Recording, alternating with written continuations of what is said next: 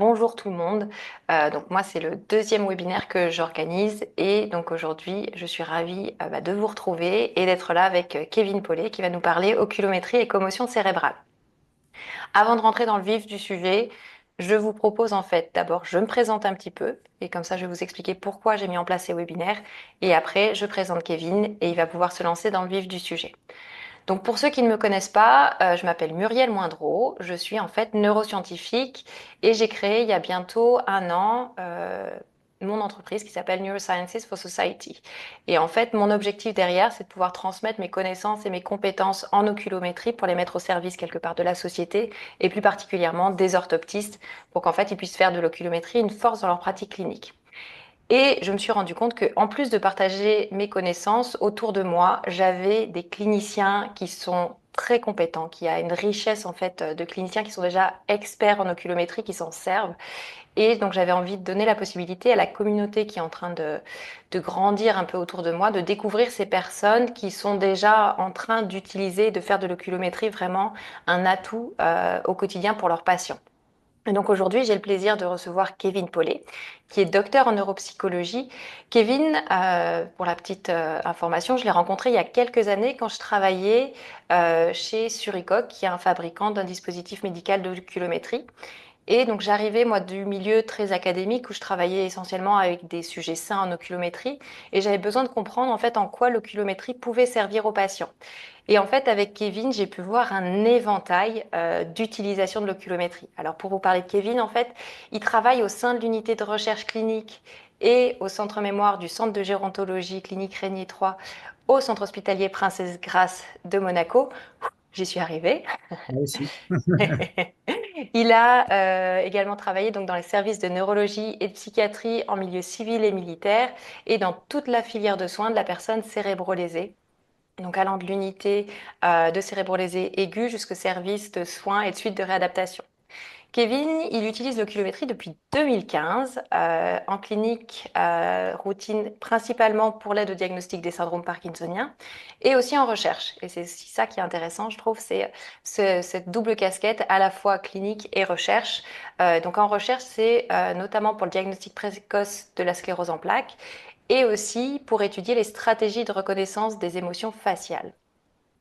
Et donc, depuis 2021, Kevin, il s'intéresse plus particulièrement à l'utilisation de l'oculométrie dans le dépistage des commotions cérébrales chez le jeune sportif et aussi dans les conséquences des commotions multiples sur le vieillissement.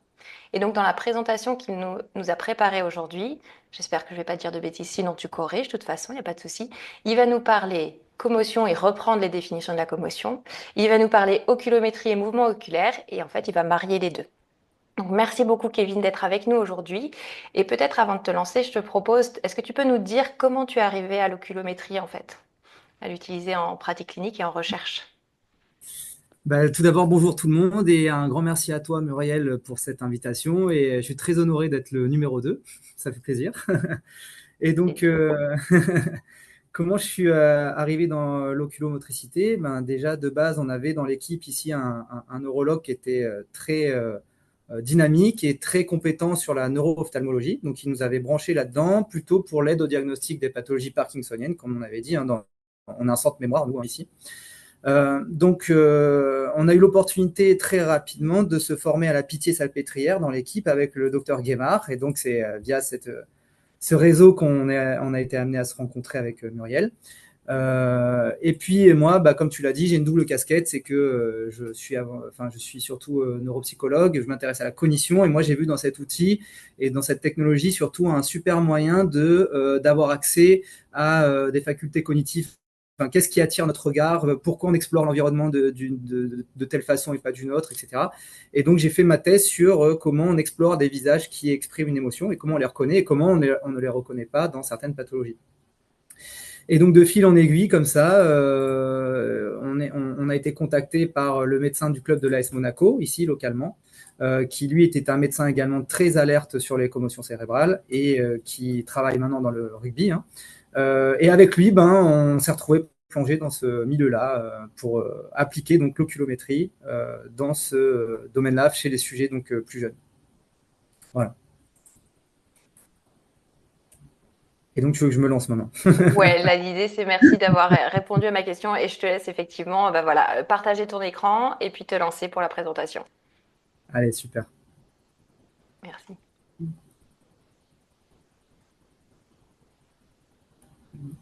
Tac. Voilà, c'est bon, vous voyez bien? Oui, c'est bon, on a ton Ok. écran, ton diaporama. Donc, on va parler aujourd'hui des commotions cérébrales et de l'oculométrie. Donc, comme vous l'avez tous remarqué, hein, les commotions cérébrales, c'est vraiment un sujet d'actualité. Il n'y a pas un jour sans qu'on en parle, hein, et on en parle principalement par le biais des sportifs. Donc là, j'ai fait juste un petit test là, il y a quelques jours. J'ai tapé commotion cérébrale sur Google, je suis allé dans actualité pour voir qu'est-ce qui sortait. Eh ben, vous allez voir, il n'y a pas un jour sans qu'un sportif célèbre se commotionne, hein, dans le vélo, dans le ski, dans le foot, et puis récemment dans le rugby avec une interview qui a fait un peu grand bruit, hein, l'interview de Sébastien Chabal. Donc là, c'est plutôt sur les conséquences à long terme qu'on va voir un peu plus tard. Alors, au niveau scientifique, c'est également un domaine à la mode, dans le sens où il y a encore quelques années, on voit là, hein, le graphe de publication. Il y a quoi? Il y a une vingtaine d'années, c'est un sujet qui était très peu exploré. Et là, vraiment, on a un espèce de gros boom, hein, depuis les années 2010-2020. Voilà. Alors, il y a un petit biais, c'est qu'avant, on n'utilisait pas le terme commotion, on utilisait plein d'autres termes. Mais bon, c'était quand même pas un sujet qui était pleinement investigué tel qu'on le fait maintenant. Et même au niveau de nos rencontres, voilà, de spécialistes, hein, les gros congrès, les GNLF, c'est les grosses rencontres de neurologie de langue française. Il y a eu carrément une session, une journée consacrée aux commotions cérébrales, donc il y a 2 ans maintenant. Il y a eu un gros congrès international à Paris. Et puis nous, plus localement, on a organisé donc à 3 reprises le premier colloque, puis le deuxième, puis le troisième sur les commotions cérébrales chez le sportif. Donc on voit vraiment qu'il y a une dynamique actuellement sur ce sujet très importante. Cette dynamique, à la base, elle vient du docteur Omalou. Vous le connaissez peut-être si vous avez vu ce film, hein, Seul contre tous, ou Concussion en anglais, je crois, qui retrace l'histoire de ce médecin, le docteur Omalou, qui a mis en évidence l'encéphalopathie post-traumatique qui touchait donc les footballeurs américains à la retraite, qui développaient une sorte de démence. Ça a été le premier médecin à le décrire. Et donc, via cette problématique des joueurs retraités, on a pu ensuite mettre le spectre sur le faisceau, hein, la lumière sur les commotions en tant que telles, chez le sportif d'une part, puis maintenant dans la population générale d'autre part. Alors, en fait, ce que je veux vous dire dans cette présentation aussi, c'est que les commotions cérébrales, ça ne touche pas que les sportifs, c'est vraiment un sujet de santé publique. Si on s'intéresse au passage par an aux urgences pour un traumatisme crânien, aux États-Unis, ça représente environ 3 millions de personnes par an. En Grande-Bretagne, 1,4 million de personnes par an. Et l'incidence en Europe, c'est environ 235 personnes pour 100 000 habitants. Parmi ces traumatismes crâniens, 80 à 90% sont des commotions cérébrales ou traumatismes crâniens légers, en fait. Hein, vous allez voir, c'est synonyme. Il y a différentes façons, des échelles qui nous permettent de grader l'intensité d'un traumatisme crânien. Bon, la commotion cérébrale, c'est le stade le plus léger. Alors là, je vais vous parler d'une petite étude qui a été publiée récemment, qui consistait à faire remplir un questionnaire à des participants contrôle, hein, des tout venants, à propos des commotions, parce qu'en fait, on se rend compte que les commotions, on en parle tous, mais en fait, c'est un sujet qui est très confus encore pour le grand public.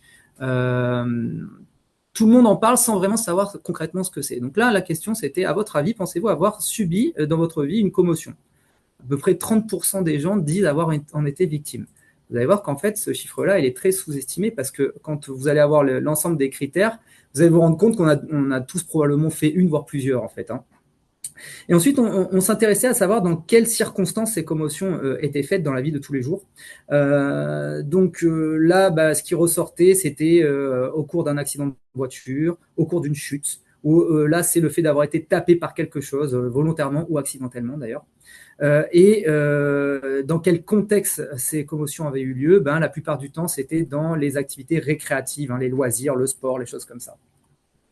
Mais si on regarde vraiment les données épidémiologiques plus en détail, les principales causes de commotion cérébrale, ce sont les chutes en général, les accidents de la voie publique, les accidents de la route, hein, et les agressions. Et en fait, c'est pas étonnant, c'est parce qu'en fait, vous allez voir, ça touche toutes les grandes périodes de la vie. Donc, le sport en tant que tel, certes, c'est un gros vecteur de commotion, mais c'est loin d'être le seul. Donc, si on regarde les critères d'âge et de genre, en fait, les commotions cérébrales, ça touche éminemment plus les hommes en général. Parce que, à tout âge de la vie, les hommes ont des comportements qui les amènent à s'exposer davantage au risque, et donc au risque de chute, plus de risque de chute, de coups, etc. Mais il y a quand même des âges un peu critiques au cours de la vie. C'est la toute petite enfance, 0,5 ans, le grand âge, au-dessus de 65 ans, et la période fin d'adolescence, début de l'âge adulte. Et en fait, contrairement à ce qu'on peut penser, les personnes les plus touchées par les commotions cérébrales, ce sont les personnes âgées, principalement à cause des chutes. Rien qu'en France, il y a 450 000 chutes par an en moyenne. Dans ces chutes, 16% sont des traumatismes crâniens. Si on applique encore le 90% des cas où c'est une commotion, ça nous donne un chiffre énorme de commotion cérébrale dans cette population. Pour la tranche d'âge 15-25 ans, c'est là où il y a vraiment le plus de commotions liées à la pratique du sport. 30%, on retombe à peu près sur la proportion qu'il y avait dans le questionnaire.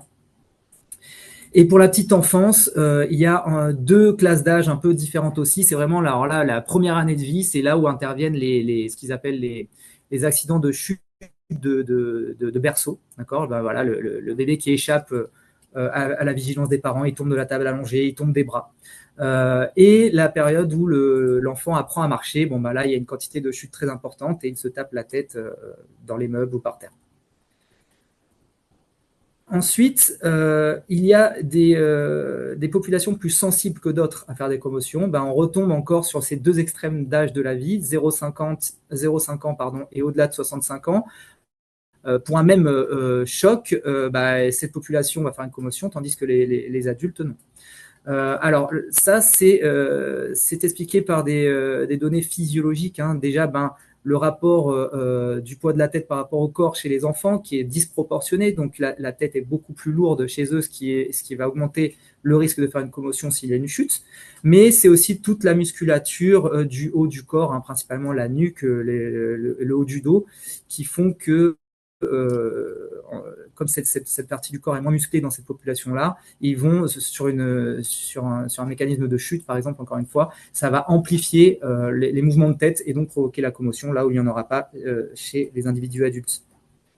Et pour la même raison, en fait, physiologique de cette partie du corps, les femmes sont plus sensibles à faire des commotions que les hommes. Ok, alors là, on a parlé de la population générale. Maintenant, si on se concentre sur le sport, on a eu accès à un de ces colloques là dont je vous ai parlé tout à l'heure, au GNLF, il me semble que c'était. On avait un rapport du nombre de commotions rapportées par toutes les fédérations de sport en France. Des commotions cérébrales étaient rapportées dans tous les sports. Faudrait regarder dans lesquels il n'y en a pas. À mon avis, il n'y en a peut-être pas dans les échecs, encore que si on se bagarre avec son adversaire, ça peut se produire. Mais il y en avait par exemple dans la natation. Il y avait des cas où des sportifs s'étaient tapés la tête sur le bord de la piscine en se retournant mal, en fait. Il y en avait dans la planche à voile, il y en avait de tout, dans tous les sports. Mais effectivement, dans tous ces sports, il y a des sports plus à risque. Comme vous en doutez, il y a les sports dits de contact, les sports de combat, le football américain, le rugby. C'est les plus emblématiques, mais j'aurais pu en mettre d'autres comme le hockey sur glace, les choses comme ça. Ce sont dans ces sports-là que la fréquence de commotion est la plus élevée. Parce que d'une part, il y a beaucoup de chocs, mais aussi parce qu'il y a beaucoup de pratiquants. Alors toutefois, il y a un sport très particulier selon moi, c'est la boxe anglaise. La boxe anglaise, pourquoi? Parce que là, on ne vise quasiment que la tête de son adversaire, donc la fréquence des coups à la tête est très importante. On va parler petit à petit d'une autre problématique, donc il y a la commotion, mais il y a également le fait de répéter des chocs légers à la tête, c'est quelque chose de très problématique aussi, qui s'entremêle avec les commotions. Le but de la boxe, c'est quand même de commotionner l'adversaire, de lui provoquer un chaos, quoi. Donc, c'est clairement le but du sport, donc c'est un peu spécial. Et surtout, la grosse problématique de ce sport, à mon sens, c'est le fait que le combattant peut être compté, c'est-à-dire qu'il peut subir une commotion, il est au tapis. S'il arrive à récupérer suffisamment vite, il peut continuer le combat et donc être exposé à de nouvelles commotions successives. Et ça, c'est catastrophique, potentiellement. Pour le rugby, en moyenne, on a 2 commotions par journée de top 14. Donc, on voit que la fréquence est très élevée. Comme autre type de sport vraiment très à risque, il y a tout ce qui est sport de vitesse où la cinétique est très élevée. Donc, il y a les sports mécaniques où la vitesse est la plus importante, mais il y a peu de participants, hein, peu de pratiquants à ce genre de sport, contrairement au cyclisme et au ski. Alors, dans ce cas de figure-là, on a une exposition du cerveau à d'énormes forces G et à ce qu'on appelle des forces rotationnelles où le cerveau va faire des mouvements comme ça de rotation et ce sont ces mouvements-là qui vont provoquer le plus de lésions axonales, ce qu'on va voir après. Ensuite, il y a un peu l'entre-deux. Il y a les sports équestres. Alors, les sports équestres, il y a de la cinétique qui est moins élevée que les sports de vitesse, mais quand même. Et il y a des chocs avec des chutes fréquentes. Et il y a surtout beaucoup de pratiquants issus de ces populations plus fragiles aux commotions, beaucoup d'enfants, beaucoup de petites filles notamment. Et enfin, il y a un sport très particulier entre tous, il y a le football. Alors, dans le football, il y a des commotions, elles ne sont pas très fréquentes, hein, mais il y a souvent des commotions sur des coups de coude, des chocs tête contre tête, c'est le plus fréquent. Mais c'est surtout le sport qui utilise la tête comme vecteur. J'en vois pas d'autres de sport comme ça, mais on utilise sa tête pour taper dans le ballon. Et donc là, c'est un peu comme la boxe avec les petits coups qu'on peut recevoir, les petites jabs. Le fait de répéter, si on met une tête dans un ballon, ça fait rien, mais d'en faire 4 à 500 par an, tel que le font en moyenne des joueurs amateurs, sur de nombreuses années, ça peut être problématique. Et il y a une étude qui a montré récemment qu'au-delà de 1300 têtes dans une saison, on a des signes des slabs en IRM. Donc, il se passe bien quelque chose. Alors, le problème de toutes ces commotions qui ont lieu dans le sport, c'est qu'elles sont très largement sous-diagnostiquées. On va voir pourquoi, il y a plusieurs raisons. Hein. Mais un exemple, donc là, une étude de 2021, c'était un panel d'experts qui, sur visionnage, essaie de détecter la présence de commotions sur tous les matchs de Ligue 1 et de Ligue 2 de football entre les saisons 2015 et 2019. Bon, il se trouve que sur toutes les commotions qu'ils ont, eux, détectées, 53% des joueurs commotionnés sont finalement restés sur le terrain. Et parmi ces 53%, donc plus d'un sur deux, hein, parmi ces 53%, 35% avaient pourtant été bilantés par le médecin du club qui, normalement, est quand même assez alerté sur cette problématique. Donc, on voit que c'est vraiment un sujet qui est vraiment... On est en demande d'outils sensibles pour détecter les commotions cérébrales. C'est encore un sujet, ça. Ok. Alors, maintenant, on va s'intéresser aux commotions cérébrales en tant que telles. Qu'est-ce que c'est ? La définition un peu consensuelle, c'est qu'une commotion cérébrale, c'est la conséquence d'un coup direct ou indirect à la tête et cela va causer des lésions cérébrales.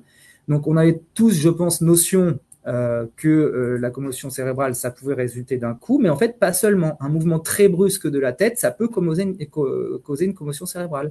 Donc là, par exemple, quand on pense au sport de vitesse, sur un virage très serré, une grosse accélération, décélération, le cerveau se balade dans la boîte crânienne et peut rebondir comme ça et causer une commotion.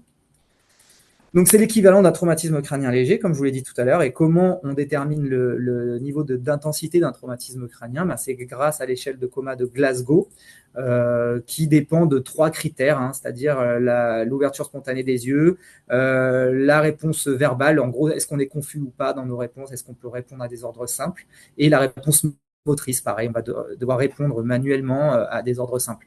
Et donc, dans le cadre d'une commotion cérébrale, on doit se placer dans un score normal ou subnormal entre 13 et 15. Alors là, voilà, juste pour illustrer un peu ce qui se passe dans votre tête, c'est que, ok, on a la boîte crânienne, c'est dur, mais à l'intérieur de la boîte crânienne, le cerveau, lui, peut bouger quand même assez violemment. Et donc là, vous avez donc un mécanisme de choc. Et d'ailleurs, là, il n'y a pas de choc. Vous voyez, la tête bouge juste violemment ici. Mais à l'intérieur, on a un phénomène de coup contre coup. Le cerveau va taper à l'avant, puis rebondir à l'arrière. Et donc ici, on va avoir des lésions à la fois à l'avant et à l'arrière. Et ce que je voulais vous montrer sur cette petite vidéo ici, c'est que le cerveau, c'est vraiment quelque chose de très mou, en fait, de très... comment dire, qui peut s'étendre, se distendre. Et donc là, si on regarde bien, il y a une espèce d'onde de choc qui traverse le cerveau lorsqu'il est violemment heurté. Et on a des différentes parties du cerveau comme ça qui peuvent s'étirer. C'est ce qu'on voit ici dans des mécanismes d'avant en arrière, sur les côtés, mais surtout, comme je vous l'ai dit tout à l'heure, sur des mouvements rotatoires. Et ça, ces mécanismes-là vont entraîner des lésions axonales, les lésions axonales diffuses, où on a comme ça une partie du cerveau qui peut aller dans un sens et une autre dans l'autre, et ça va venir étirer les axones des neurones et venir abîmer en fait les axones, comme si on abîmait un peu un câble électrique. Donc on voit que le câble n'est pas coupé, mais il est comme ça abîmé. Donc ça, c'est ici vous avez des axones. Là vous avez ici une représentation de l'ensemble des grands faisceaux d'association de substances blanches. Et quand on fait différents types d'imagerie ici, on voit que là, vous avez un cerveau normal, la conduction électrique est normale ici, et là, on perd le signal. Il y a ce qu'on appelle une disconnexion, d'accord, un syndrome de disconnexion. Et donc, ces lésions ici axonales vont venir abîmer là, principalement la myéline des neurones, et vont petit à petit dans le temps venir engendrer des lésions de type amyloïde, de type tau, et donc qui vont s'accumuler dans le temps comme ça et provoquer des dégâts à plus long terme. Donc, qu'est-ce qui se passe quand on a une commotion en phase aiguë? On va faire une imagerie standard. En fait, la plupart du temps, elles sont normales. Heureusement, je vous ai dit, c'est un traumatisme crânien léger. On ne s'attend pas à de grosses perturbations au niveau neuroanatomique. Le scanner, elle est normale. L'IRM classique, elle est normale. On peut observer quelques micro-saignements parfois. La scintigraphie cérébrale, donc le PET-18-FDG, il est normal ou subnormal. Par contre, si on fait des techniques d'IRM avancées, qu'on fait surtout en recherche, sur certaines séquences sensibles aux lésions vasculaires, on peut mettre en évidence des lésions vasculaires diffuses en séquence SWI. Et surtout, ce qui est très intéressant, ce sont celles-ci, les séquences de diffusion qui vont vraiment mettre en évidence les lésions axonales diffuses, ce type de perturbation, et l'IRM fonctionnel. Mais ça, on ne le fait pas en clinique de routine. Alors, il existe malgré tout des biomarqueurs, par exemple des biomarqueurs sanguins, qui prouvent qu'on a été victime d'une commotion, avec des marqueurs qui peuvent indiquer des perturbations au niveau du neurone lui-même, ou alors des gaines de myéline ou de l'axone. Donc, c'est ce que je vous ai représenté ici. Donc, c'est intéressant de pouvoir doser au niveau ici neuronal UCHL1, au niveau de la réaction gliale, donc immunitaire autour du neurone, de doser la S100B, la GFAP, et au niveau de la destruction axonale, les neuropilants et la protéine tau. Cela dit, ces biomarqueurs nécessitent des techniques particulières et surtout, ils ont une synergie particulière. Ces marqueurs vont apparaître les uns après les autres dans le sang. Et si on ne fait pas le dosage au bon moment, on peut passer à côté. Donc, c'est très difficile en clinique de routine. Donc, tout ça pour dire que la commotion cérébrale, ça reste avant tout un diagnostic symptomatique basé sur des symptômes. Okay, les symptômes, quels sont-ils? Donc, comme on l'a dit tout à l'heure, quand on parle de commotion cérébrale, on pense tous immédiatement à la perte de connaissance, au chaos. Donc, nous, ici, dans l'équipe, on avait un étudiant, Victor, qui travaillait là-dessus, dans son master de neurosciences. Dans son travail, il a eu l'idée d'aller faire un micro-trottoir sur le thème des commotions cérébrales dans la rue à Nice. Il demandait aux gens de définir ce qu'était une commotion. En fait, on voyait que c'était très, très flou. Tout le monde disait qu'il savait ce que c'était une commotion, mais en fait, quand il le définissait, en dehors du chaos et du choc à la tête, les gens ne savaient pas trop ce que c'était. Et au final, la perte de connaissance, ce n'est qu'un des nombreux symptômes possibles, et c'est le symptôme le plus sévère. En fait, les symptômes, il y en a toute une constellation qu'on regroupe principalement, sous 4 grandes familles. Les symptômes physiques, il y a tout ça, les maux de tête, les pertes d'équilibre, la photosensibilité, des choses comme ça. Les symptômes comportementaux, donc un changement de comportement, dépression, irritabilité, labilité émotionnelle, etc. Les symptômes cognitifs, principalement les troubles de la concentration et de la mémoire, et la perturbation du sommeil. Et là où on complique encore les choses, c'est que les symptômes, ils apparaissent très généralement immédiatement après le choc, mais parfois ils apparaissent de manière décalée, quelques minutes, quelques heures, voire quelques jours après le choc. Généralement, on récupère très bien d'une commotion, c'est pas quelque chose de très grave en soi. Vous allez voir, ce qui peut être grave, c'est de mal récupérer d'une commotion. Donc, généralement, on évolue favorablement dans les jours à semaines après le choc, si on suit les recommandations. Par contre, les symptômes sont considérés comme persistants s'ils perdurent au-delà de 2 semaines chez l'adulte et 4 semaines chez les enfants et les adolescents. Alors, pour les sportifs, dans l'évaluation, qu'est-ce qu'on utilise? On utilise une échelle standardisée, reconnue internationalement, qui est la SCAT. Donc là, on en est à la 6e version, la SCAT 6. Et c'est ce que vous voyez à la télé, là, quand il y a les protocoles commotion, c'est cette échelle-là qui est utilisée. Donc, il y a une évaluation, ce qu'on appelle en bord terrain, c'est-à-dire immédiatement, on va faire donc l'échelle de Glasgow pour s'assurer qu'on est bien dans le cadre d'un traumatisme crânien léger. Et ensuite, on va évaluer toute la colonne, la chaîne de la colonne verticale, voilà, les douleurs au cou, etc. Et puis, immédiatement, regardez qu'est-ce qu'on évalue. On évalue l'oculomotricité. Donc, vous voyez, c'est un critère très important pour évaluer les commotions. Et puis, juste après, il y a des petits marqueurs cognitifs, notamment au niveau mnésique. Ensuite, il y a des évaluations plus poussées qui se font en dehors du terrain, s'il y a suspicion de commotion. Et puis après, on évalue le joueur dans les jours à venir pour s'assurer qu'il a bien récupéré. Donc, vous avez compris, la commotion cérébrale, c'est toute une constellation de symptômes et on récupère plus ou moins à court ou moyen ou à long terme. Donc, le fait de faire une commotion cérébrale, ça va avoir plusieurs conséquences. Donc, il peut y avoir des conséquences à court terme, donc c'est ce que je vous ai montré, ce sont tous les symptômes possibles. Donc là, le but du jeu, c'est de dépister, de diagnostiquer le plus précisément possible la présence ou l'absence d'une commotion. Pourquoi? Parce que le risque, c'est de retourner au jeu ou de reprendre sa vie de tous les jours comme si de rien n'était alors que nous sommes commotionnés. Parce que le risque, c'est de faire une deuxième commotion. En fait, comme vous l'avez vu, les symptômes de commotion vont entraîner un état anormal, notamment au niveau cognitif, au niveau de la motricité. Et en fait, le fait d'être dans cet état anormal, vous allez augmenter vraiment très significativement le fait de vous reblesser, en fait. Donc, un sportif qui retourne sur le terrain, il va augmenter très significativement le fait de retourner à un gros impact, d'accord? Et ce gros impact, le nouvel impact, il va peut-être pas l'anticiper comme il le faut. Donc, il va subir un choc beaucoup plus violent que s'il n'avait pas été commotionné au préalable. Donc, c'est vraiment un risque très accru de refaire une nouvelle blessure et donc une blessure plus grave, donc des blessures périphériques, les ligaments, les choses comme ça, les fractures, une chute mal encaissée, comme je vous ai dit. Mais surtout, le fait de faire une nouvelle commotion, là, ça va entraîner toute une cascade biochimique vraiment très problématique. Et ce sont ces cas-là, souvent, les cas célèbres là, de sportifs qui décèdent sur le terrain suite à une commotion cérébrale, ben souvent, rétrospectivement, on se rend compte qu'ils étaient retournés sur le terrain alors qu'ils avaient subi une, deux, voire trois commotions au préalable. Et donc, ils ont fait ce qu'on appelle un syndrome du second impact. Et dans ces cas-là, là, c'est plus tout la même chose. On va avoir un risque d'œdème cérébral très important, des risques d'hémorragie cérébrale très importantes qui vont enclencher un risque vital pour le sportif et surtout un risque très important de séquelles neurologiques importantes. Donc vous comprenez en fait l'intérêt, c'est vraiment de détecter la première commotion en fait. Et là pour ça, il nous faut des outils très sensibles. À moyen terme, qu'est-ce qui se passe? On s'est rendu compte que environ 20% des adultes et 30% des enfants ont toujours des symptômes 3 mois après la commotion. Il y a en fait quand même souvent une mauvaise récupération. On retrouve des symptômes physiques, maux de tête, vertiges, etc. On retrouve des symptômes psychologiques, ce sont ceux-là, surtout qui sont présents en très grand nombre. Dépression, stress post-traumatique. Il ne faut pas oublier que souvent, il s'est passé un gros choc, un accident de la voie publique, par exemple, une agression, ou dans le sport, un choc très violent. Et il y a encore des troubles cognitifs. Et tous ces symptômes-là sont souvent imbriqués. On se rend compte que souvent, il y a du psychologique qui va entraîner des troubles cognitifs, etc. etc. Bon, c'est très difficile de se dépêtrer de tout cela quand ils sont présents. Les conséquences, une nouvelle fois, de ces problématiques à moyen terme, on reste à un risque de surblessure augmenté. Et donc ici, clairement, la décision de retourner au jeu pour ces sportifs-là, elle est parfois un peu problématique.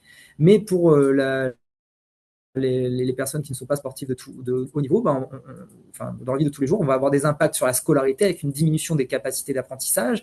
On va avoir des impacts négatifs également sur la vie professionnelle et interpersonnelle parce que les symptômes psychologiques en particulier vont mener à l'isolement de l'individu. Donc, vous voyez l'intérêt de bien diagnostiquer pour également prévenir ce genre de complications à moyen terme.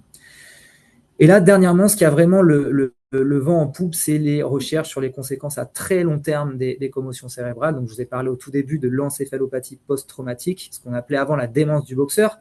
Donc ça, clairement, ça a été démontré que c'est le fait de faire des commotions cérébrales répétées dans le temps qui vont vous exposer à faire cette maladie neurodégénérative. Mais le fait de faire des commotions va également être un facteur de risque de faire des maladies neurodégénératives en général, en particulier les maladies du motoneurone. Mais on s'est rendu compte qu'en fait, dans ce deuxième cas de figure, c'est plus les impacts répétés à la tête, les jeux de tête, les petits coups, le fait d'avoir des mouvements de tête violents dans sa pratique sportive qui augmentent en fait le risque de faire une maladie neurodégénérative. On a comme ça l'imbrication de ces deux facteurs de risque, les commotions répétées dans le temps et les impacts répétés dans le temps aussi. Et donc là, ici, vous avez une étude récente qui est sortie il n'y a pas longtemps qui démontre clairement que là, ici, quand on regarde ces courbes, plus vous avez d'antécédents de commotion, moins bonnes sont vos capacités cognitives avec l'âge. D'accord ? Et donc, ça montre que votre réserve cognitive, votre faculté à faire face aux lésions neurologiques avec l'âge se retrouve amoindrie. Et vous allez donc développer davantage de troubles cognitifs avec l'avancée en âge. OK. Alors maintenant qu'on a fait le tour des conséquences à court, moyen et long terme, eh ben, on revient sur cette importance du diagnostic initial. Donc, on a vu, il y a beaucoup de signes possibles, donc on se dit oui, c'est facile. Bon, bah, il suffit d'avoir quelques signes là, un Glasgow à entre 13 et 15, et puis c'est bon. Mais parfois, le diagnostic est très difficile parce que, rappelez-vous, les symptômes, ils ne sont pas forcément immédiats, donc on peut passer complètement à côté. Le patient, il peut ne pas avoir conscience lui-même de ses propres symptômes et ne pas vous les rapporter. Et parfois, il y a des symptômes très particuliers. Alors ça, c'est le plus connu. Alors, initialement, je vous avais mis des vidéos de commotion, mais bon, c'est des choses toujours très violentes à regarder, donc je ne voulais pas prendre le risque que la vidéo saute sur YouTube. Donc, je vous ai mis cette représentation. C'est ce qu'on appelle le syndrome de l'automate, où le sportif subit une commotion et en fait, il continue d'agir comme si de rien n'était, mais on voit qu'il est complètement déconnecté. Donc, on a des joueurs de rugby comme ça qui se replacent sur le terrain, mais quand on analyse finement leur comportement, on voit qu'ils sont complètement en décalage avec tout ce qui se passe. Ou on a beaucoup de combattants comme ça qui subissent un chaos et en fait, ils continuent de se bagarrer avec l'arbitre, avec l'adversaire, alors que le combat est fini. Donc, vraiment, là, le but du jeu, c'est d'essayer de cibler l'un des symptômes qui nous paraît être le plus pertinent à investiguer vraiment en profondeur. Et donc, lorsqu'on s'intéresse aux troubles visuels, on remarque que ça peut être une vision double, la diplopie, une vision floue, des maux de tête induits par les problèmes visuels, des difficultés pour lire, pour regarder des écrans. Bon, la plupart de ces symptômes, en fait, non seulement ils sont très fréquents, mais ils sont souvent d'une origine oculomotrice. Et lorsqu'on s'intéresse à l'oculomotricité, c'est super parce que d'une part, c'est un système qu'on connaît très bien. Voilà, c'est bien détaillé au niveau neuroanatomique. On sait comment ça marche. Mais surtout, ça implique l'ensemble du cerveau. Donc, il y a un intérêt commun, là, on s'en rend compte. Tout comme la commotion cérébrale, ça peut toucher le cerveau dans son ensemble, l'évaluation de l'oculomotricité nous permet d'avoir une espèce d'analyse, d'évaluation du cerveau dans son ensemble également. Donc, je vais vous parler de l'oculomotricité un petit peu en détail pour faire le lien après avec les commotions. Donc, dans l'oculomotricité, il y a deux grands types de structures impliquées. Il y a ce qu'on appelle les structures infranucléaires qui vont, en fait, c'est un peu la voie terminale de l'oculomotricité. C'est les voies qui vont donner l'ordre oculomoteur pour chaque œil indépendamment. Donc là, ça concerne les noyaux des nerfs oculomoteurs, le 3, le 4 et le 6. Les nerfs oculomoteurs donc, qui font le lien jusqu'aux muscles et les muscles en eux-mêmes. Donc ça, je ne vais pas vous en parler dans cette présentation, ce n'est pas mon propos. Moi, ce qui m'intéresse, ce sont les autres structures, les structures supranucléaires. Donc toutes les structures qui vont donner l'ordre de bouger, en fait, qui vont programmer l'ordre oculomoteur. Et donc là, on retrouve des structures dans tout l'ensemble du cerveau. Donc, dans les structures supranucléaires, il y a deux types de systèmes différents. Il y a les systèmes qui nous permettent d'orienter, de réorienter le regard rapidement sur des cibles, c'est ce qu'on appelle les saccades, et il y a tous les systèmes qui nous permettent de maintenir le regard sur les cibles. Donc là, il y a tout un tas de choses différentes qu'on va survoler. Alors, si on se concentre sur les saccades, il existe différents types de saccades. Il y a les saccades volontaires, les saccades réflexes, et le fait de ne pas regarder à un endroit qui n'est pas approprié à la situation, ce qu'on appelle l'inhibition des saccades intempestives. Donc, les saccades volontaires, c'est ce que vous faites lorsque vous explorez visuellement une scène visuelle. Donc, lorsque vous regardez un tableau, par exemple, ou un visage qui exprime une émotion. Donc, ça, c'est ce qu'on a dit tout à l'heure. Ça, c'était le sujet de ma thèse. D'ailleurs, ça, c'est issu de ma thèse. Donc, qu'est-ce que vous allez regarder volontairement et à quel moment? Il y a les saccades réflexes. C'est le fait d'orienter les yeux immédiatement et automatiquement vers un stimulus soudain qui arrive dans votre environnement, comme là, de ce petit garçon qui va traverser. Et il y a donc l'inhibition des saccades intempestives, c'est le fait c'est un effort volontaire de ne pas regarder certains endroits parce qu'ils ne sont pas appropriés dans la situation. Nous autres, quand nous sommes les hommes en compagnie de nos on va s'empêcher de regarder certains endroits. Alors, en fonction du type de saccade, on ne va pas impliquer les mêmes régions cérébrales. Donc, pour ce qui est de déclencher une saccade volontaire, vous allez plutôt impliquer les régions, le champ oculomoteur frontal. Les saccades réflexes, ça va être du pariétal. Et l'inhibition de saccades intempestives, ça va être du cortex préfrontal. Donc, lorsqu'on analyse des saccades, on va se concentrer sur trois variables. Il y a ce qu'on appelle les latences, c'est le temps de réaction. Le temps que vous avez mis pour bouger les yeux dès lors qu'une cible est apparue. Donc, ces temps de réaction sont très courts. Ça va de 100 à 300 millisecondes. Et la vitesse de déclenchement des saccades, la vitesse de mouvement de l'œil, la vitesse de la saccade. Donc là, vous voyez, une fois que l'ordre a été donné, l'ordre aboutit sur les colliculis et les colliculi en fait vont ensuite donner l'ordre de bouger les yeux. Et si c'est en vertical, c'est la formation réticulée mésencéphalique qui va gérer la vitesse de la saccade, et c'est au niveau pontique pour les saccades horizontales. Donc ça, cette variable-là varie très peu au cours de la vie. Une vitesse max d'une saccade, c'est aux alentours de 500 degrés par seconde en moyenne lorsqu'on est adulte. Et la saccade, lorsqu'elle est effectuée, il y a un contrôle actif tout au long du mouvement qui est géré par le cervelet. Le cervelet qui va gérer la précision de la saccade, c'est-à-dire le moment où l'œil va s'arrêter sur la cible précisément. Et donc la précision en moyenne, elle est excellente. Lorsqu'on fait un mouvement des yeux, elle est aux alentours de 90%. On parle d'hypométrie si votre œil s'arrête avant la cible, et d'hypermétrie si votre œil dépasse la cible. Ok, alors très rapidement maintenant, tous les systèmes impliqués dans le maintien du regard sur une cible. Donc il y a le réflexe vestibulo-oculaire. Le réflexe vestibulo-oculaire, il va impliquer le noyau vestibulaire ici. Lui, c'est le système qui nous permet de maintenir la fovea sur une cible alors que votre tête est en mouvement. D'accord. Donc en fait, ce mécanisme-là va induire une saccade contrôle-latérale au mouvement de la tête.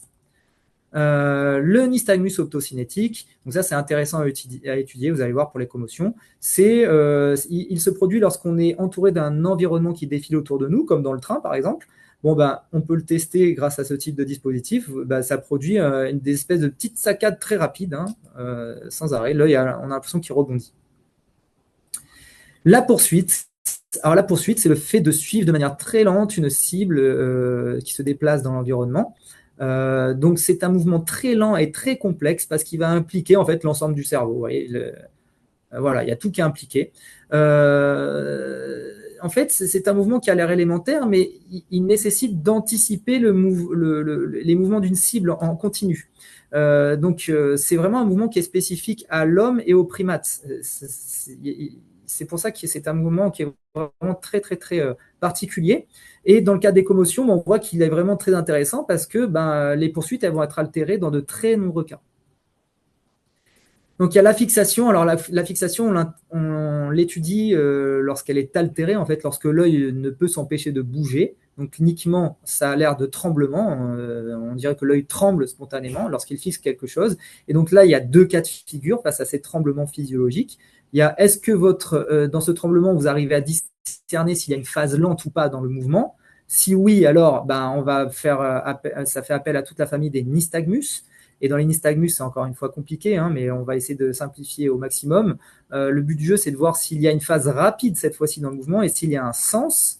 S'il y a une phase rapide et une phase lente, dans ce cas-là, oui, c'est toute la famille des nystagmus à ressort. Vous voyez, là, l'œil va lentement d'un côté, puis il revient rapidement au centre. Et s'il n'y a que des alternances de phase lente, alors on a toute la gamme des nystagmus pendulaires. Alors là, vous voyez, on a des beaux tracés comme ça. C'est ce qu'on obtient en vidéoculographie que je vais vous montrer tout à l'heure. Inversement, s'il n'y a pas de phase lente dans ce tremblement, alors on va parler d'intrusion saccadique. Et cette fois-ci, vous allez essayer d'observer s'il y a une pause dans le mouvement, un plateau. Si oui, on va parler d'onde carrée, c'est qu'en fait, votre œil va initier sans arrêt des micro-saccades qui vont être interrompues, puis l'œil va revenir au milieu, puis il va réinitier une micro-saccade, et puis ça fait comme des petits carrés comme ça. C'est pour ça qu'on appelle ça des ondes carrées. Et s'il n'y a pas de plateau, vous avez l'impression que l'œil rebondit dans tous les sens, alors souvent on a affaire à ce qu'on appelle des flotteurs, des opsoclonus. Et donc là, c'est très facile à distinguer avec ces tracés, mais en vrai, lorsque vous avez le patient face à vous, vous avez l'impression que l'œil tremble en fait.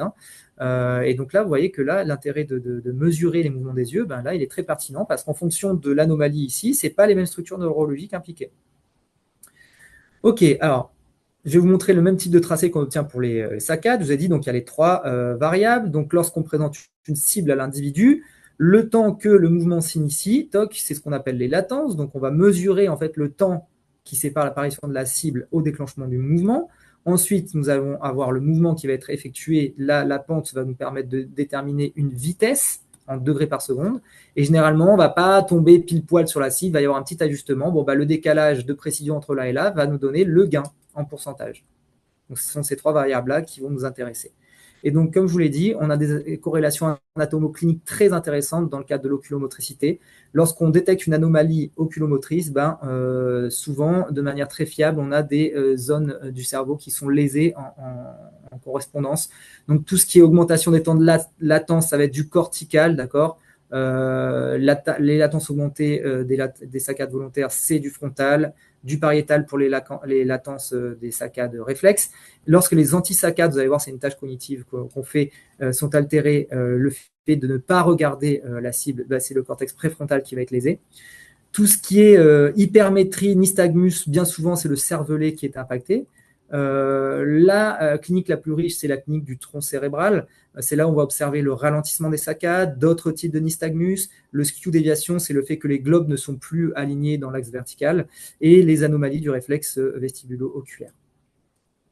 Alors, il y a d'autres anomalies qui sont très fréquentes, mais elles non associées à une localisation cérébrale précise, parce qu'elles impliquent trop d'air cérébral. C'est les ondes carrées, c'est la poursuite, comme on l'a vu, et l'hypométrie. Donc, comment on mesure ces mouvements oculaires? Il y a plein de dispositifs. Là, je vous ai mis les deux que je connais le plus. Là, c'est l'iBrain de Suricog, et ici, vous avez l'appareil de Neurocluse. C'est ce qu'on appelle de la vidéooculographie, qui utilise les deux, la technologie à infrarouge. Donc là, un petit exemple de ce qu'on fait chez nous. Donc concrètement, donc là, l'iBrain, c'est un casque que vous mettez sur la tête, et en fait, il y a deux caméras à très haute fréquence, à 300 Hz. Donc ça permet vraiment de disséquer le mouvement très finement. On prend 300 photos des yeux par seconde. Et donc les faisceaux infrarouges sont envoyés sur la pupille, c'est ce qu'on voit là, et les pupilles sont détectées automatiquement. Et c'est ça qu'on va suivre à la trace. Et donc, on fait passer différents paradigmes, tous plus simples les uns que les autres, qui consistent grossièrement à regarder des petites lumières. Là, vous avez une analyse une mesure de saccade, et là, une analyse de la poursuite. Et donc, on a tout un tas de paradigmes comme ça, standardisés, de saccade, horizontale, verticale, anti-saccade. Là, il ne faut pas regarder la cible quand elle est sur un côté, il faut regarder à l'opposé. Et de poursuite horizontale et verticale qui nous permettent de dresser des profils oculomoteurs. Voilà, donc là maintenant qu'on a fait le point sur qu'est-ce que c'était qu'une commotion et comment on mesure les mouvements des yeux, je vous propose de faire un petit peu le tour de la littérature sur l'oculomotricité dans les commotions cérébrales. Donc là, vraiment pour ceux qui voudront voir en replay, j'ai mis quelques articles principaux là, des 10-15 dernières années que j'ai pas mal utilisés. Voilà. Mais là, à partir de maintenant, je vais surtout m'appuyer sur ces trois-ci, des revues de la littérature. Et donc, qu'est-ce qu'on observe dans la littérature? Dans les commotions cérébrales, l'ensemble des mouvements oculaires peuvent être altérés. C'est pas étonnant. Une commotion cérébrale, ça peut toucher l'ensemble du cerveau, ça peut toucher l'ensemble de la substance blanche. Il n'est pas étonnant de retrouver des perturbations de tous les types de mouvements oculomoteurs. Alors, j'ai fait exprès, j'ai pas parlé de l'accommodation et de la convergence là dans mon propos, parce que moi, je parle vraiment que des mouvements oculaires. Mais ça, c'est fréquemment perturbé. Alors, cela dit, certaines variables semblent plus pertinentes que d'autres. Donc là, par exemple, cet article, il pointe surtout le fait de mesurer précisément les saccades. Et le plus pertinent, ce sont les latences. Alors, de mon point de vue, ce sont les latences des saccades volontaires et des antisaccades, celles qui dépendent davantage des régions préfrontales et des régions frontales, qui sont les plus sensibles. Ensuite, là, cet article-là, il pointe surtout la spécificité de l'analyse de la poursuite. Alors là, ils ont rajouté même de la poursuite circulaire que je ne connaissais pas avant de lire cet article. C'est pas étonnant. La poursuite, comme on l'a vu, ça touche l'ensemble du cerveau. Il n'est pas étonnant de la retrouver très fréquemment altérée dans les commotions. Et évidemment, c'est un paradigme très pertinent pour l'étude des commotions. Alors là, il y a pas mal d'articles là, récemment qui ont mis en évidence des troubles dans le self-paced saccade. Donc, j'en ai pas parlé. C'est pas vraiment du mouvement oculaire au final, vous devez alternativement fixer ces deux points rouges, donc le plus vite possible. Et sur une période de temps donnée, on voit combien vous en avez fait. Et ceux qui sont commotionnés en font beaucoup moins que ceux qui ne sont pas commotionnés. Donc à mon sens, c'est plus un ralentissement un peu général, attentionnel, qui va entraîner ce type de déficit. Mais quand même, voilà, on a des données très intéressantes. Et puis on a des perturbations du réflexe du nystagmus optocinétique, avec une diminution très importante de l'amplitude du mouvement. Donc rappelez-vous, c'est lorsque l'environnement défile autour de nous, en phase aiguë, mais également en phase chronique. C'est quelque chose qui a l'air de rester dans le temps pour détecter donc, les syndromes post-commotionnels.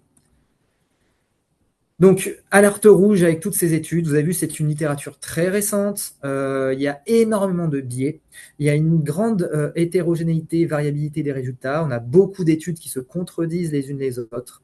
On a des méthodologies qui sont extrêmement différentes d'un papier à l'autre, avec des paradigmes différents, des mesures différentes en degrés ou en vitesse max ou en vitesse moyenne, par exemple. les appareils ne sont pas les mêmes, les conditions de passation sont très différentes. Enfin, on est vraiment au début de quelque chose, en fait. Il n'y a rien d'uniformisé encore.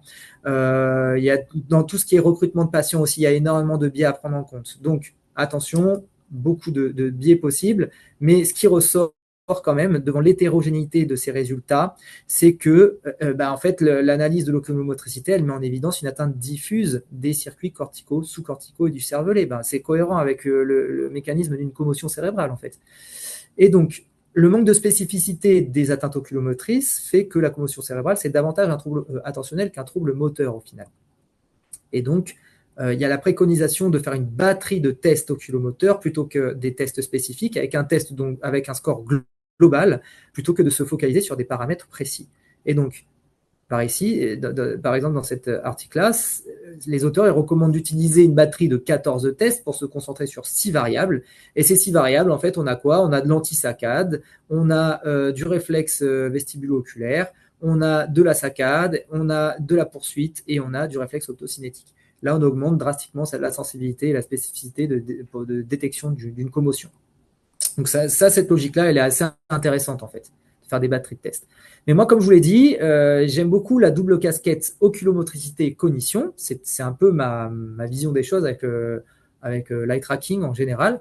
Et il se trouve que pour mettre en évidence des troubles cognitifs subtils, notamment au niveau attentionnel, l'eye tracking permet de mettre en évidence des troubles plus subtils que les tests cognitifs neuropsychologiques classiques, quoi. Donc ça, c'est très intéressant et c'est pas étonnant. Ça permet de mieux étudier les capacités attentionnelles. Et donc, moi, à mon avis, il faudrait également inclure des tests comme ça qui permettent de mesurer aussi finement, avec les mouvements des yeux, les capacités attentionnelles. Et donc là, ici, c'est un article, mais il y en avait d'autres. J'ai mis celui-là. C'est un test de Go-No-Go.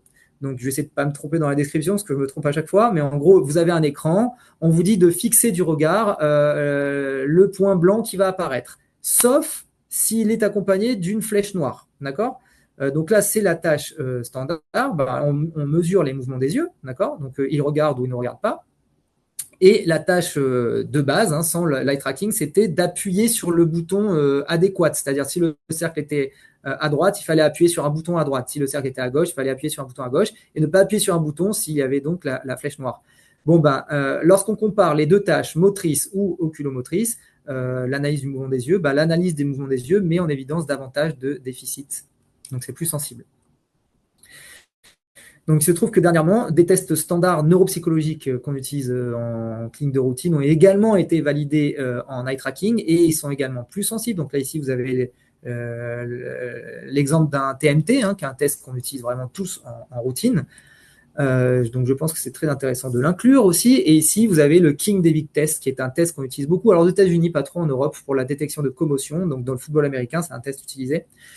C'est un test en fait vous devez dénommer les chiffres dans 3 étapes. Dans la première étape, vous avez des indices visuels qui vous aident à suivre les lignes en fait, et vous devez dénommer le plus vite possible les chiffres.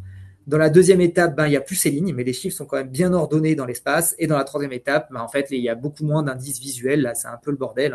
Et donc, là, avec l'eye tracking, on a également les stratégies, les saccades impliquées. Et lorsqu'il y a une commotion, il y a plus de saccades et il y a une désorganisation parfois du regard qui est observé. Donc, c'est intéressant de combiner les deux, encore une fois.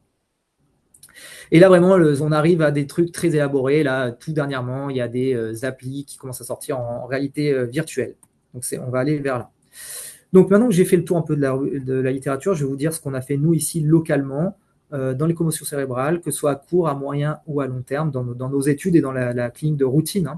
Donc, pour ce qui est de la détection des commotions cérébrales, on avait mis en place avec le médecin de l'AS Monaco, le docteur Blanchard, qui était venu nous voir. Donc, c'est lui qui nous a mis dans les commotions à la base, ce médecin-là. Il était intéressé d'utiliser la vidéoculographie pour établir des baselines de pré-saison auprès des jeunes de l'académie de l'AS Monaco, donc des futurs joueurs de foot potentiellement professionnels, mais des jeunes qui ne sont pas encore pros, d'établir des baselines de pré-saison. Dans cette baseline, il y avait plein de tests, des tests physiques qui étaient faits au club. Il y avait un test neuropsychologique, le test d'attention divisée de Badley, la double tâche, et donc une vidéoculographie. On a fait ça pendant 3 ans, donc avec les U17, les U19, et puis la dernière année avec vraiment des pré-professionnels. Donc en tout, une cinquantaine de sportifs chaque année, puis 75 la dernière année.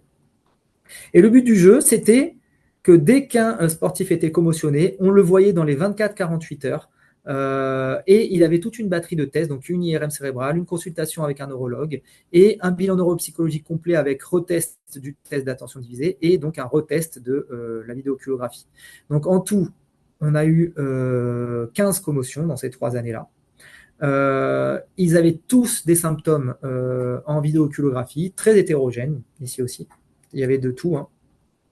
Et on les a tous retestés un mois après. Et si leur bilan oculomoteur était normalisé, comme les autres tests aussi, alors on en restait là pour le suivi et ils pouvaient reprendre leur activité sportive, etc. Et donc, on a mis vraiment en lien cette baseline avec tous les protocoles de reprise progressive de l'activité physique et intellectuelle. Et d'ailleurs, on a arrêté de faire ça chez nous. Maintenant, c'est quelque chose qu'ils ont intégré, qu'ils font chez eux chaque année depuis la saison 2024-2025, ils l'ont fait en autonomie sans nous. Alors, la contrainte de ce dispositif pour les sportifs professionnels, c'est que c'est pas portable.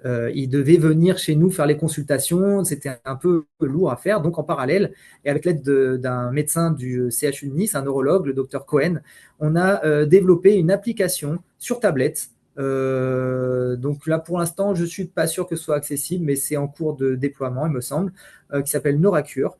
Et donc, on a pu valider certaines métriques qui permettent de faire un débrouillage oculomoteur.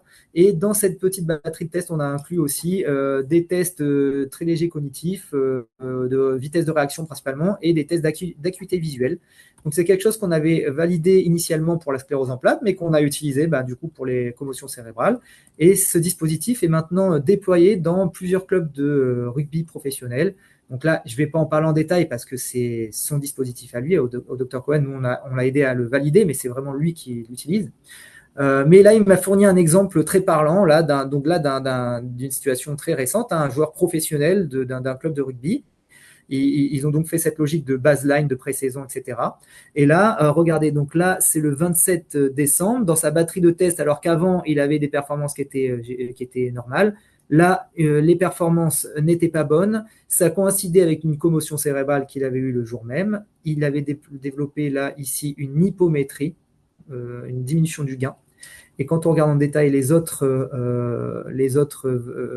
variables avec la baseline à chaque fois, il y avait de détecter une augmentation importante des latences aux antisaccades et aux latences verticales et une diminution de la vitesse des saccades verticales qui s'est ensuite normalisée lorsque le joueur a pu récupérer. Donc là, clairement, ici, on voit l'intérêt d'avoir pu mesurer rapidement suite à l'impact la possibilité qu'il y ait ou non une commotion. On a ici le fait qu'effectivement, le joueur avait été commotionné. On a pu le comparer avec sa baseline.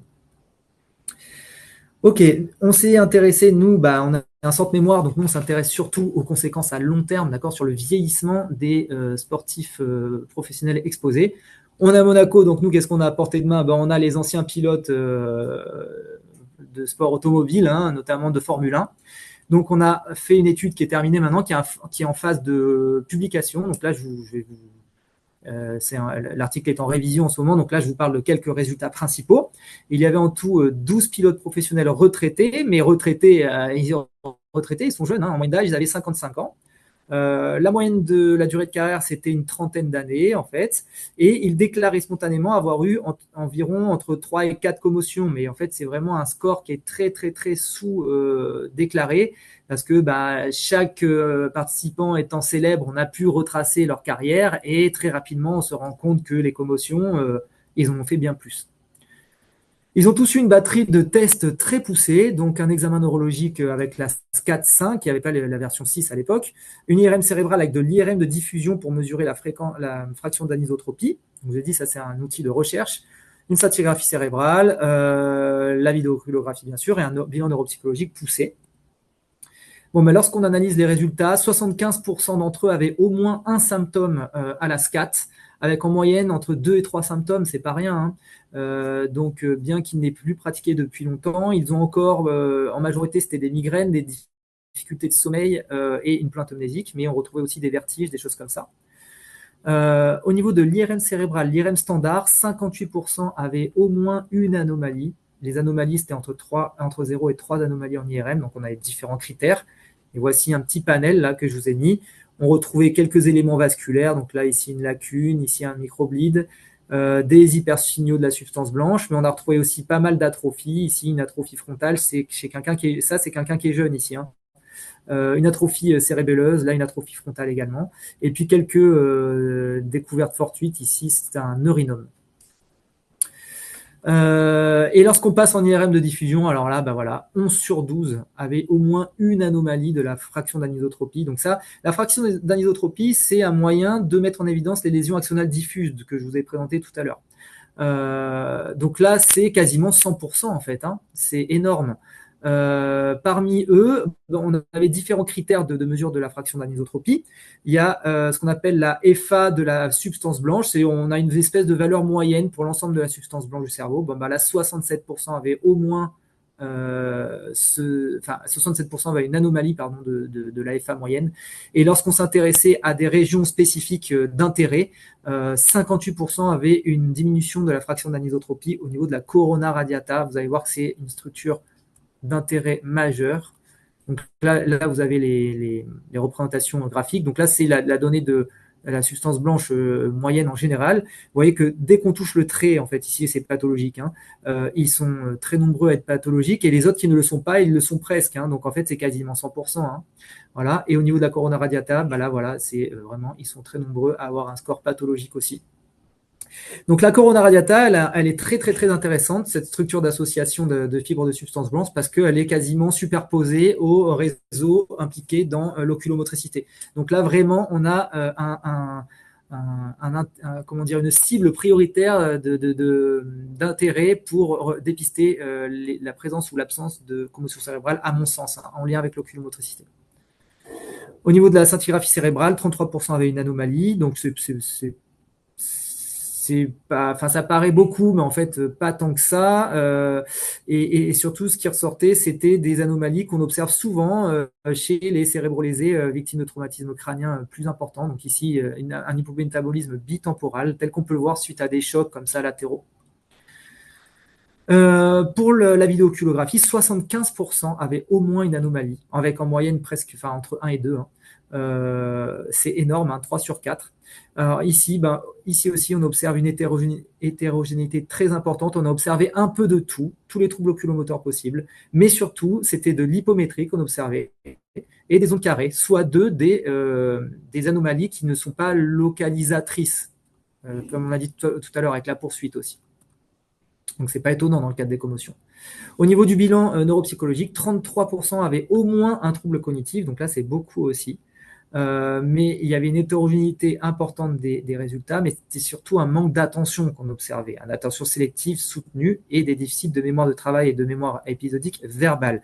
Mais on a des résultats très paradoxaux, c'est qu'en dehors de ça, ils avaient des capacités exceptionnelles dans d'autres domaines, notamment toute la sphère visuelle, et une vitesse de traitement très importante et des capacités d'attention divisées très au-dessus de la moyenne. Donc ça, vraiment, ça insiste sur le fait que lorsqu'on a affaire à des sportifs professionnels, on a affaire à une population vraiment très spécifique, et on a un biais par rapport à la population normale, c'est que la population des sportifs professionnels est très explorée, très étudiée, alors qu'ils ont des capacités un peu hors normes et pas comparables au sujet, je veux dire, de la population normale, quoi.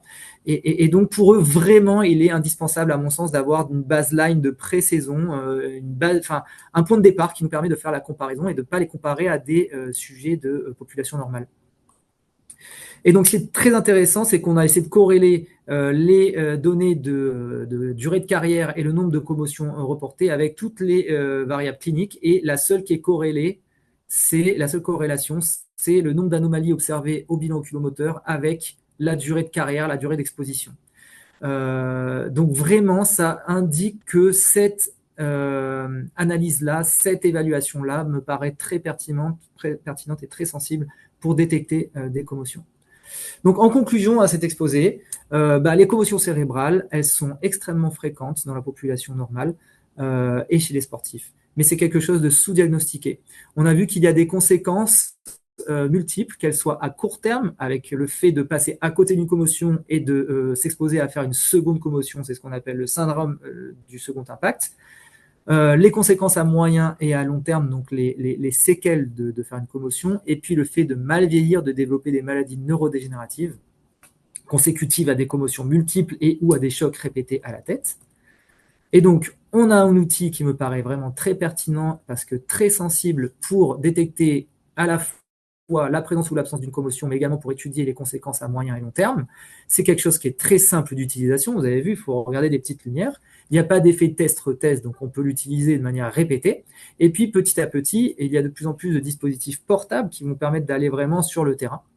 Le problème, c'est que tout comme il n'y a pas une clinique des commotions cérébrales homogène, hein, on a vu, il n'y a pas deux commotions pareilles, j'ai envie de dire. Hein. Chaque personne commotionnée va développer ses propres symptômes. Et ben, il n'y a pas de profil oculomoteur spécifique d'une commotion. D'accord. C'est le fait de mettre en évidence un trouble qui, à mon sens, est important, mais pas un trouble en particulier. Donc, on voit qu'on peut augmenter la sensibilité de détection des commotions si on couple le cognitif avec la vidéoculographie et en plus, si là, mais ça pour l'instant c'est du domaine de la recherche, mais j'espère que petit à petit ça va intégrer la clinique de routine, si on peut appliquer de l'IRM de diffusion, en particulier de la substance blanche dans son ensemble et de la corona radiata.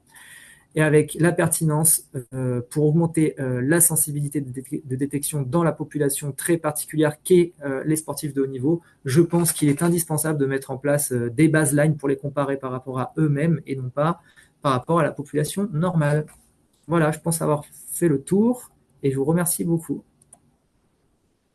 Merci Kevin pour cette présentation qui est hyper complète. Voilà, c'était vraiment super détaillé. Donc merci d'avoir refait le point dans tout ça. Moi, j'avais appris en fait énormément, alors je pensais déjà en connaître un petit peu. Donc merci déjà pour moi. Et puis donc il y avait une question un peu plus tôt. Je ne sais pas si tu y avais répondu. Donc c'est un syndrome de Steele-Richardson. Peut-il être causé par une commotion cérébrale? Puisque c'est lié à une élévation de la protéine tau, apparemment. Alors, l'encéphalopathie post-traumatique, c'est une tauopathie, d'accord. Ouais, Comme la PSP, hein, Steele Richardson, c'est ça, ouais. paralysie nucléaire progressive. Alors, ça va pas la causer. Attention, c'est deux pathologies différentes. C'est juste que par contre, c'est un facteur de risque.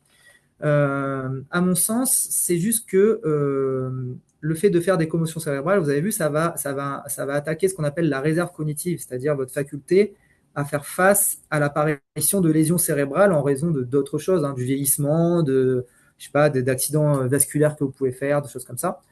Et donc, le fait d'avoir fait des commotions cérébrales, ça va vous empêcher de faire une PSP ou ça va pas la provoquer, mais par contre, ça va peut-être la déclarer plus tôt. Ça, oui. Euh, et comme je vous ai dit, il y a deux cas de figure bien différents. Il y a l'encéphalopathie post-traumatique qui, elle, est une pathologie due aux commotions cérébrales. Et il y a le fait que les commotions cérébrales et les chocs répétés à la tête, ça va être un facteur de risque de faire d'autres pathologies neurodégénératives. Hmm. Donc il y a vraiment deux choses différentes. Il ne faut pas confondre. Ok, merci. Alors attends, hop, j'avais une autre question qui était ici. Alors il y a quelqu'un qui dit, ça rejoint aussi, donc c'est Annie Patard qui demande, elle a entendu qu'il ne fallait pas prendre en charge, enfin pas faire une prise en charge orthoptique avant un délai post-commotion. Et quel serait ce délai, si tu as une idée? Alors, ça, c'est une bonne question. Ouais, hein. Alors là, il y a tout qui change en ce moment. Il y a toutes les recommandations comment dire, de récupération d'une commotion. On est passé, il y a encore peu de temps, à un repos strict, mais vraiment le plus strict possible. Alors pour les sportifs, c'était 2 ou 3 jours, 3 jours je crois. Hmm. Et on fait la distinction entre sportifs de haut niveau et vraiment population normale, hein, pour la récupération aussi. Quelqu'un qui n'est pas sportif de haut niveau, je crois que ça allait jusqu'à 1 semaine de repos strict. Pas d'écran, mais on disait non, pas d'écran, pas de jeux vidéo, pas d'activité cognitive intense, rien, repos strict. Et maintenant, ben, en fait, plus de repos strict dès la phase aiguë, Ok. c'est-à-dire au contraire, une activité, mais jusqu'à, comment dire, ne pas dépasser une zone de confort. C'est-à-dire que il ne faut pas que l'activité que vous fassiez, qu'elle soit motrice ou intellectuelle, exacerbe des symptômes. C'est-à-dire D'accord. que si vous êtes commotionné et puis après vous avez envie de regarder la télé, par exemple, c'est classique, hein, si ça vous déclenche des migraines, il ne faut pas regarder la télé. On revient à un niveau antérieur, vous voyez, un niveau d'activité plus faible. Si ça ne vous dérange pas, bon, bah maintenant, c'est plus contre-indiqué forcément de rester au repos strict. Donc j'imagine, et là je ne suis pas orthoptiste, moi, hein, ça, voilà, mais j'imagine qu'en suivant cette logique, peut-être qu'on peut commencer une rééducation du moment que ça ne va pas exacerber ou provoquer des symptômes. Et donc, attends, moi, je vais te poser ma question parce que tu disais là, dans les jeunes que vous avez suivis, certains, ils avaient encore des symptômes à 1 mois, c'est ça ou pas? Non, à un mois, ils avaient Non, tous non, normalisé. ils avaient tous récupéré. Ok, parce Voilà. que la question. Ouais, J'ai oublié de dire, mais bon, c'était marrant. Il y en avait un dans les 15 qui n'avait strictement aucun symptôme en phase aiguë, donc à 24 heures. ok. Mais il a avoué après qu'il avait simulé. Bon, on est dans le foot, hein. Il avait simulé sa commotion. Ok, d'accord. Bon, donc c'est ok. Et donc ma question, c'est bah, si tu as quand même, donc là c'est pas le cas que tu as eu, mais s'il y a encore un signe en fait de commotion, donc en reprenant ce que tu viens de dire à l'instant, s'il y a un signe encore de commotion, tu considères qu'on continue à faire une reprise un peu progressive, de nouveau, on y retourne. Enfin, si les Alors marqueurs sont pas normalisés. ça, il y a des protocoles qui sont bien décrits, hein. Donc, moi, je vous invite à aller. Donc, je vous ai montré l'échelle LASCAT. Elle est disponible gratuitement. Vous pouvez aller hein, sur les sites et vous avez accès à tous les protocoles de reprise des activités physiques intellectuelles. Bon, dans le cadre du sport, mais en fait, si vous allez sur les sociétés canadiennes, pareil, de neurologie, etc., il y a tous les protocoles, même pour reprendre l'école, etc. C'est très Mm, bien fait. Il y a des systèmes de paliers, en fait, à respecter. C'est ouais, toujours, vous avez un palier, bah, si vous l'avez validé, un effort intellectuel physique, bah, on passe au palier suivant. Et puis, si ça provoque des symptômes, paf, on revient au on palier va y aller antérieur. d'avant. Donc, Ouais, c'est des protocoles assez bien détaillés, mais c'est propre à chaque individu, du coup. Ça peut aller ok. très vite, hein, tout comme ça peut prendre bah, jusqu'à un mois, voire plus. Vous avez vu jusqu'à 20-30% des gens, ils gardent quand même des symptômes après résiduels qui nécessitent, là, pour le coup, une prise en charge particulière. Ouais. Ok, merci. Je te fais la question d'après. Donc, il y a Axel qui demande test attentionnel plus oculométrie à 24-48 heures post-commotion. Ça ne risque pas de fatiguer le patient qui est censé se reposer après une commotion? On revient Alors un peu à oui, ton idée du oui, repos là, strict. alors, oui, on était toujours dans le dépistage, Mm. on était toujours dans le diagnostic. Ouais, Donc c'est si on le ça. diagnostique, oui, après on va lui dire de s'arrêter. Bon, après on torture pas les gens. Si le test Non? ça lui provoquait des migraines, bah, on arrêtait Ben, justement. en Mais le fait, oui, tu problème, avais déjà un marqueur de c'est savoir, l'intervention. bah, Ouais, tu as une migraine, donc on s'arrête. ouais, c'est l'intervention. Et là, j'ai Laurent qui me demande comment concilier la pratique du sport, quelle qu'elle soit, et la préservation de son potentiel au maximum, cognitif, psychologique et physique. Ouais, C'est une alors, bonne question. déjà, c'est vrai que là, alors je me mets dans le lot parce qu'on a tous un grand défaut, tous les chercheurs un peu de ce domaine-là, on fait peur à tout le monde. En fait, moi, mon objectif, c'est pas de faire peur, c'est que les gens aient de l'information. Mais éminemment, la balance entre le fait de faire du sport et le fait de faire des commotions, elle est très en avant, enfin, à l'avantage de faire du sport. Le faire du sport donnera éminemment plus de bénéfices, même si ça vous expose à faire des commotions, d'accord. En termes cardiovasculaires, en termes de santé neurologique même, Mm. le sport, faites du sport. Déjà, ça, c'est le préambule parce que ça fait peur à tout le monde. Tout le monde dit, ah ben non, mais je vais pas mettre mes enfants à faire ci, à faire ça. Non, non, faites du sport, c'est très important. Cela dit, il faut être conscient des risques. Voilà. Comment on diminue ces risques? Bon, bah, comme je vous l'ai dit, déjà, de base, il y a quand même un ou deux sports un peu particuliers. Après, chacun est libre de faire ce qu'il veut, hein. Moi, je ne vais pas vous dissuader d'en faire. Moi-même, je fais des sports de combat, donc vous voyez, alors, je suis sportif dans le domaine. Mais je sais que, alors, ce qui a été démontré qui est efficace, c'est les protège-dents. Les Ok. protège-dents diminuent le risque de faire des commotions. D'accord. Pourquoi? Parce que quand on porte un protège-dents, bah, déjà, on doit le serrer, hein, le protège-dents dans la bouche. Et le fait d'avoir cette contraction de la mâchoire, déjà, ça nous permet de contracter aussi les muscles du cou. On revient toujours là. Paradoxalement, le casque a un effet délétère dans le rugby, ça a été démontré, parce que les individus qui ont des protections ont tendance à se surexposer et font des commotions. Comme je vous ai dit, il n'y a pas forcément besoin d'un impact direct. Un mouvement très violent de tête provoque une commotion. Mais après, bah, comment préserver, bah, ça c'est compliqué, hein. C'est pas évident. Le but du jeu, c'est de pouvoir bien les détecter. Les commotions, elles vont arriver, mais il faut bien les détecter pour pas en faire une deuxième et pour bien récupérer de la première. C'est ça, en fait, le but, hein. Ouais. Et donc, toi, si tu avais une préconisation à faire, justement pour des clubs de sport amateurs ou professionnels, parce que je sais pas, enfin, tu vois, donc vous à Monaco, donc vous êtes quelque part un peu sensibilisés, tu me disais, mais qu'est-ce que tu dirais? C'est, ben, voilà, équipez-vous pour éviter de blesser vos joueurs et qu'à terme ils puissent continuer de performer et surtout préserver leur santé. Non, mais enfin, vraiment, alors ça dépend de chaque sport. Vraiment, c'est très particulier. Euh, il y a quand même, enfin, comment dire, il y a un sport quand même particulier. Bon, c'est la boxe anglaise. Bon, on en revient là. Mais je pratique quand même. Mais moi, j'aimerais pas que mon enfant en fasse, par exemple. Ok. Bon, c'est particulier.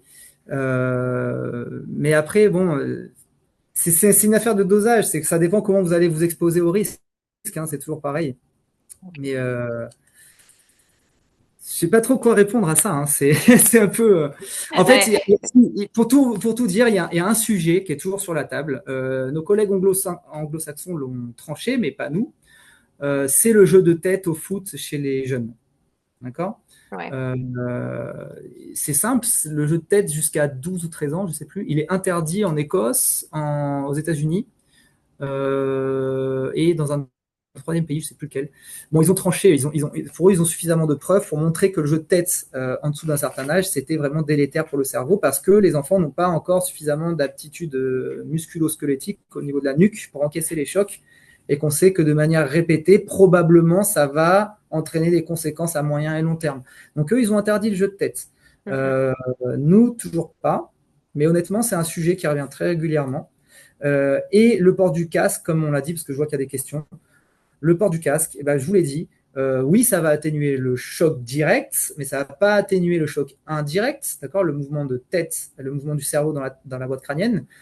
On a ce même problématique là là on a la Formule 1 qui commence là, la semaine Ouais. prochaine. Bon, nous on est impliqués. On a cette problématique. Bon, les pilotes maintenant ils sont super bien harnachés. Voilà, la tête justement elle bouge beaucoup moins. Mais là on a vu quelques vidéos de crash récents. Je peux vous dire que même en étant harnaché et en n'ayant pas la tête qui va taper sur la carlingue, le cerveau bouge dans tous les sens.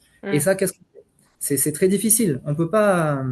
Le but Ouais. du jeu, c'est de ne pas passer à côté d'une commotion si elle a eu lieu. Voilà, ça c'est vraiment le Donc en principe. fait, ta recommandation, ce serait, donc c'est vrai que j'avais pas forcément bien posé ma question, c'est pas forcément surprotéger systématiquement les joueurs, sauf s'il y a peut-être dans le cas par exemple du foot, voilà, Ouais. limiter les jeux de tête, mais par contre, équipez-vous pour bien les détecter derrière en fait. En fait, c'est ça, il faut être alerte de ce qui peut se passer Mm, et ne mm, pas hésiter à aller consulter si vous avez le moindre doute. Je veux dire, moi, j'ai pratiqué pendant très longtemps le foot aussi. Quand j'ai vu l'ensemble des symptômes de commotion, mais je me suis dit, mais mince, mais j'en ai fait combien en fait des commotions? J'en ai fait pas qu'une ou pas que deux. Je veux dire, on s'est tous pris un ballon très violemment dans la tête où on a vu noir pendant quelques secondes. Bon, bah ça, c'est les signes d'une commotion légère, ça, vous voyez? mm. Ouais, Donc ça nous est tous arrivé. Le but du jeu, c'est de ne pas se surexposer à faire une blessure beaucoup plus grave après et à bien récupérer de la première. Et effectivement, le fait de porter des protections, paradoxalement, va entraîner un comportement de surexposition. Donc, si je mets la protection, je vais essayer de maintenir un comportement qui va faire voilà. que je ne vais pas me surexposer. On va pas, clairement, à la boxe, quand on met les protections, on tape plus fort. Ok, Et oui, paradoxalement. Mais oui, oui, tu te dis que t'es protégé. au rugby, tous ceux qui mettent le casque, eh ben, ils vont y aller plus fort aussi. Ouais, ok. Voilà, donc ça répond pas à tout. Ouais. Je te pose peut-être les dernières questions et puis après, tu vois, on va y aller. Mais je pense que voilà, ça, en tout cas, les questions montrent que ça a bien intéressé l'audience. Il y en a qui ont déjà dit qu'ils allaient le revoir parce qu'effectivement, tu as donné énormément d'infos qui sont hyper intéressantes. Donc, il y en a une qui demande en cas d'atteinte visio-fonctionnelle, la rééducation orthoptique est-elle courante? Est-ce que tu sais ça si Alors, à mon sens, c'est pas courant parce qu'on est nul en diagnostic. ouais. En fait, tout simplement, alors là, moi, je vous ai dit, on voit des sportifs parce qu'on a des protocoles, les machins, ça c'est carré. Mais en fait, bien souvent, quand c'est le sport amateur, c'est là que c'est terrible. Hein. On nous envoie des jeunes en consultation, ça fait déjà 6 mois qu'ils sont dans les choux, quoi. Hmm. Donc, il n'y a pas de rééducation, il n'y a rien parce que c'est vraiment c'est le désert. C'est Ok. pour ça qu'on parle que des sportifs, parce qu'en fait, c'est sur eux que est mis le faisceau, mais la grande majorité des gens c'est pas des sportifs. Et donc, on Ouais. les voit quasiment pas. Ou ils passent aux urgences, bah oui, tout est normal et c'est bon, ils rentrent à la maison. Ah Ouais. oui, on se pose. Voilà. Ouais, ouais. Donc, à mon avis, c'est pas quelque chose qui est très répandu. Mais oui, ben, on n'a pas parlé, mais un des problèmes très fréquents, c'est les problèmes d'accommodation, de vergence. Et ça, bah oui, bah, si c'est persistant, il faut faire une rééducation, bien sûr. Ouais. Ok. Et j'ai vu une question tout à l'heure, est-ce que le consensus d'Amsterdam, c'est les recommandations les plus récentes? Oui, c'est le consensus d'Amsterdam, c'est de là que est issue la SCAT, l'échelle que je vous ai montrée pour évaluer. Donc il y a la SCAT, là, c'est la version pour les adultes, mais après il y a des échelles pour les enfants aussi. Donc et toutes les recommandations, tous les plus grands consensus, les plus grands experts internationaux, ils se réunissent à cette occasion-là. Ok. Je te propose, on va s'arrêter là. En tout cas, moi, ce que je retiens, c'est qu'effectivement, la commotion cérébrale, comme ça peut toucher tout le cerveau, effectivement, on a besoin d'outils suffisamment sensibles, en sachant que les symptômes ne sont pas forcément une perte de connaissance, et donc on a besoin de recouper les informations pour aller tester tout le cerveau. Et en fait, il faut arriver à bien diagnostiquer cette première commotion pour éviter les risques derrière. Exactement. Et pour bien vieillir. Et pour bien vieillir aussi derrière, effectivement. Effectivement. Merci beaucoup, Kevin, parce que c'était vraiment super. Enfin, je sais pas si tu as lu les retours, mais moi j'en ai lu quelques-uns. Déjà, dans le chat, les gens disent que voilà, c'était très très bien. Donc merci à Merci. tous d'être restés jusqu'au bout. Et puis effectivement, on va mettre le replay. Au revoir et merci beaucoup. Au revoir tout le monde, merci beaucoup.